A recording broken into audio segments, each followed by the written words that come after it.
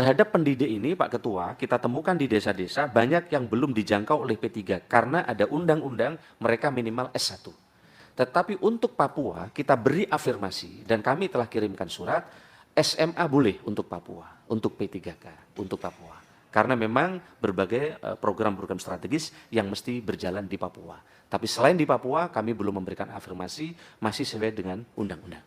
Dalam hal pegawai non-ASN dimaksud lolos verifikasi dan validasi dimaksud, maka pegawai non-ASN dimaksud akan dialihkan statusnya menjadi P3K yang akan bekerja secara paruh waktu. Alternatif lain yang dapat dikembangkan dalam penataan tenaga non-ASN adalah melakukan penetapan dan penyesuaian status mereka menjadi P3K sesuai dengan kemampuan lembaga sebagai salah satu metode yang dapat dipertimbangkan. Akan tetapi, bagi tenaga non-ASN yang bekerja penuh waktu, dapat dilakukan melalui seleksi dan diberikan afirmasi dan prioritas sesuai dengan usulan lembaga pada formasi jabatan yang dibutuhkan. Keduanya akan ditetapkan dengan status sama dan mendapatkan SK pengangkatan dan penetapan NIP dari BKN. Nah, yang berikutnya Pak sekalian, kenapa formasi tidak sama? Ini yang umum-umum. Karena formasi itu berdasarkan usulan daerah. Ini tidak sedikit sekarang Pak Junimat, daerah tidak mengusulkan formasi P3K. Ini banyak. Banyak, mereka di demo. Jadi kita nggak bisa membuat di sini karena daerahnya nggak mengusulkan. Karena daerahnya belanjanya udah lebih di atas 45%. Sehingga mereka tidak mengusulkan. Inilah bagian problema-problema yang dihadapi daerah. Nanti ini kita beresin di PP. Kira-kira berapa persen daerah yang boleh tetap menyelesaikan P3K untuk anggaran yang tersedia. Maka Bapak sebenarnya sudah membuat kesepakatan dulu. Bagi daerah yang belum tersedia anggarannya, dia boleh jadi P3K tapi paruh waktu. Sebenarnya sulit, nah tinggal kita formalkan di PP ini Pak Ketua. Saya setuju kalau ini dipercepat Pak Ketua, nggak perlu 6 bulan, kalau perlu 2 bulan ini selesai. Yang ini, sehingga ada kepastian bagi mereka. Sehingga tidak ada alasan daerah mem-PHK P3K, karena mereka sudah jadi P3K, kira-kira gitu. Nah sekarang begini, kalau tadi misalnya ya seperti tenaga kontrak, Satpol PP, terus driver, penjaga sekolah, penjaga malam segala macam, ini masuknya di mana mereka? Ada nggak di sini masuk? Kira-kira dari yang 5 ini? Ya Pak, mohon izin Bapak, kalau kita lihat itu masuk di teknis, bagian besar di teknis. Di teknis? Ya, 609.255.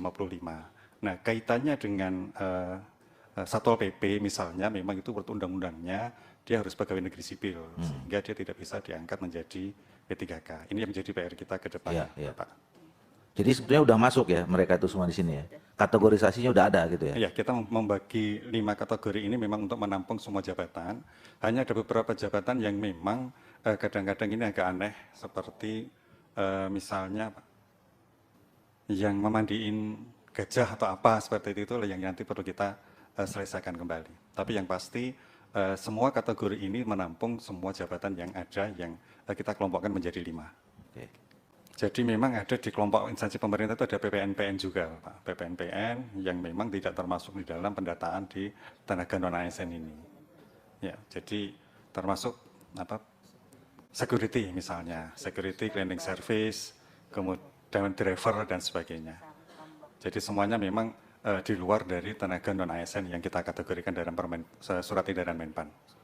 Ada SM Menpannya 1185. Ya, jadi gini. Betul bahwa di Undang-Undang 23/2014 itu Satpol PP itu wajib PNS. Nah, persoalannya kan kemudian tidak semua daerah itu mengindahkan itu. Makanya mereka nasibnya nggak jelas gitu. Nah, memang agak lucu kalau di P3 kan. Satu, nanti akan bertentangan dengan undang-undang. Yang kedua, saya baca salah satu tugas Satpol PP itu juga dia sebagai penyelidik PNS. Penyidik. Nah, jadi lucu juga P3 menyidikin PNS itu kan enggak. Iya, penyidik. Iya, penyidik. Iya, betul. PNS itu.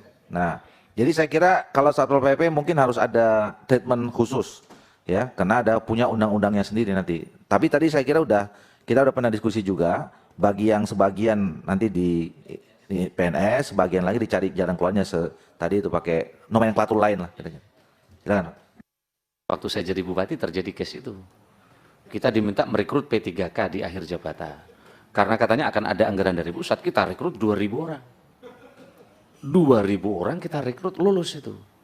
Berapa Bapak gaji? 160 miliar. Tiba-tiba nggak ditransfer dari pusat. Wah, pening kepala kita. Loh, betul ini terjadi nyata. Nah, untungnya kami di sana ada uang PAD masih ada. Teman-teman kami, mereka nggak dikasih formasi, sudah diterima tapi nggak bisa karena duitnya nggak ada. Itu yang terjadi sampai membakar kantor bupati dan lain-lain. Kira-kira begitu. Nah, inilah kami kemarin duduk terus dengan tim Kementerian Keuangan.